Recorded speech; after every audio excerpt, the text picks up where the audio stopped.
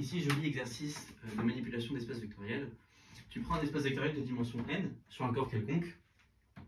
Tu prends un endomorphisme qui n'est pas inversible. Et tu vas montrer qu'il existe une correspondance entre l'élément A et l'élément de crochet de lit. Qui va prendre, donc ad A, c'est pas un élément de L de E, c'est un élément de L de E, ok, qui un endomorphisme U va associer à U moins UA. L'idée c'est qu'il veut montrer que A est nilpotent si et seulement si cet endomorphisme-là est nilpotent. Donc c'est une forme de correspondance entre A et un objet qui est extérieur, qu'on associe à A, qui agit sur l'ensemble dont fait partie A. Ok. Bah, le premier sens, en fait, on va calculer ce que c'est que ad A puissance n puissance pour une puissance k quelconque de U. Si j'itère k fois le crochet de lit, bon bah ad A de U c'est AU moins UA. Et quand je fais ad A2 de U, ok, va y avoir un A de U.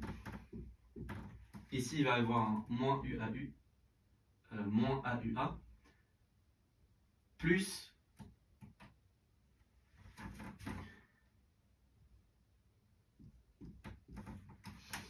moins UA2, quand j'ai multiplié par U à gauche. Et j'ai un plus UAU qui va s'annuler avec le moins UAU que j'avais ici. Bon, il faut juste le faire. Et on trouve cette formule, et en fait, ça se généralise exactement de la même manière à AD de U égale A puissance N, U moins U à puissance N.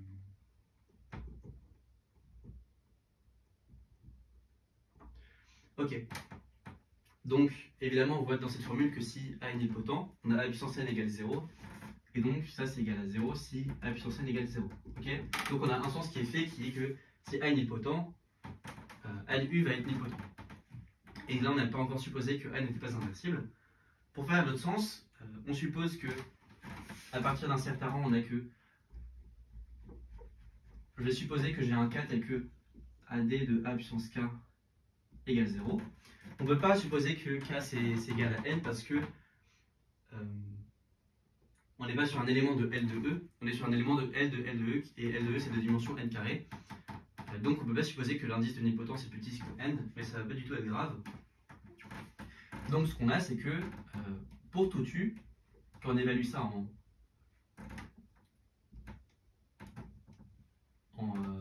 U, on a que AKU moins UAK, ça fait 0 parce que c'est juste AD/AK évalué en U. Okay, autrement dit, A puissance K c'est dans le centre de L de E. Ceux qu'on connaît très bien, les éléments du centre de L de E, c'est des homothéties.